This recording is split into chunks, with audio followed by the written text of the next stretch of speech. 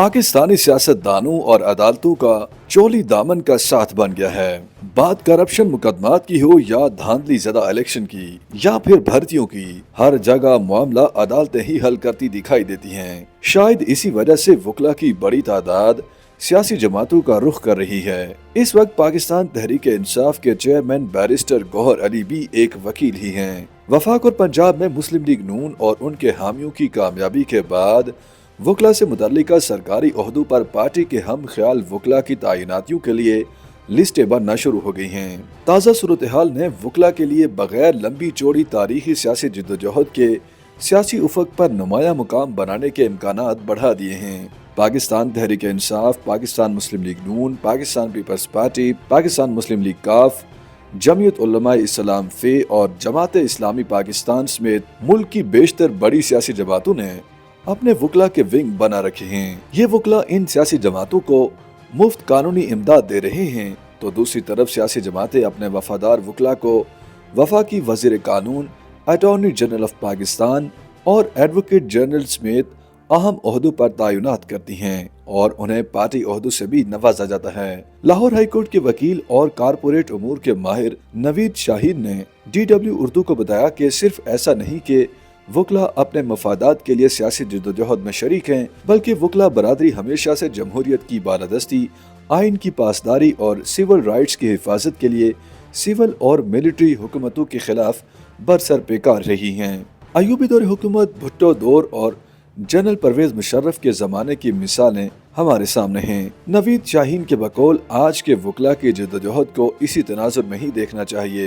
اسلام آباد بار ایسوسی ایشن کے سابق صدر شعیب شاہین نے DW اردو کو بتایا کہ سیاسی جماعتوں میں وکلا کی بڑھتی ہوئی قبولیت کی وجہ یہ ہے کہ وکلا رہنما نہ تو بلیک میل ہوتے ہیں اور نہ ہی انہیں انصاف کی فراہمی سے زیادہ دیر محروم رکھا جا سکتا ہے۔ پاکستان میں حالیہ انتخابات میں ہم نے دیکھا ہے کہ جہاں جہاں غیر جمہوری اقدامات ہوئے انہیں پوری شدت سے عدالتوں میں چیلنج کیا گیا اور اس طرح غیر جمہوری قوتوں کو واک اوور نہیں مل سکا۔ یہ صرف نظریات کی مماثلت ہے جو وکیلوں کے لیے اپنی پسند کی جماعت میں آنے کی محرک بنتی ہے۔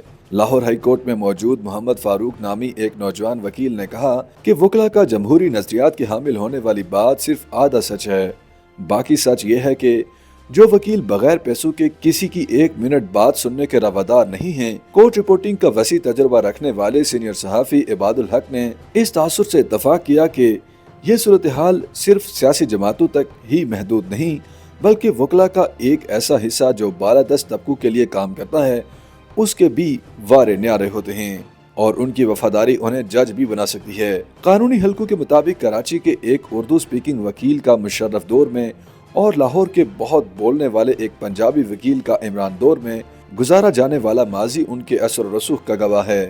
عباد الحق کے بقول مشرف دور میں تو رانجا رانجا کردی نی میں آپے رانجا ہوئی کے مستاق ایسے وکلا کی لسٹ کافی طویل تھی جو مکمل طور پر مبینہ غیر جمہوری رنگ میں ڈھل گئے تھے۔ ایک سوال کے جواب میں اسلام آباد بار ایسوسی ایشن کے سابق صدر شعیب شاہین نے بتایا کہ یہ تاثر درست نہیں ہے کہ سیاسی جماعتیں بڑی تعداد میں وکلا کو لے رہی ہیں۔ آپ صرف تحریک انصاف کی ہی مثال دیکھ لیں، شاید PTI کی طرف سے 15 کے قریب وکلا کو انتخابی ٹکٹ جاری کیے گئے، ایک ایسے وقت میں جب عمران خان کے قریبی ساتھی اور سیاسی رہنما ان کی جماعت کو چھوڑ گئے تو سلمان اکرم راجہ اور شعیب شاہین جیسے وکلا کور کمیٹی میں شامل کیے گئے۔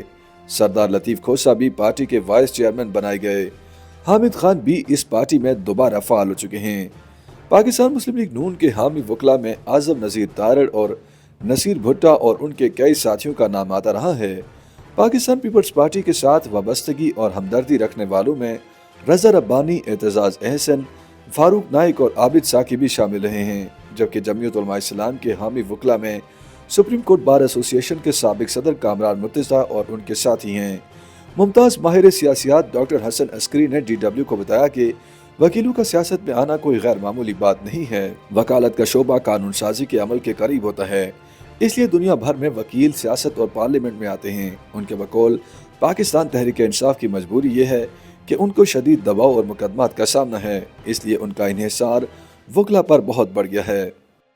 YouTube पर गूगली न्यूज देखने के लिए youtube.com की सर्च बार में गूगली न्यूज टीवी टाइप करें। गूगली न्यूज के पेज पर सुर्ख रंग के सब्सक्रिप्शन वाले बटन पर क्लिक करना ना भूलिए। YouTube पेज पर अपलोड होने वाली वीडियो से बाखबर रहने के लिए बेल आइकन पर क्लिक कीजिए। आपको हर नई वीडियो के बारे में नोटिफिकेशन मौसूल हो जाएगा।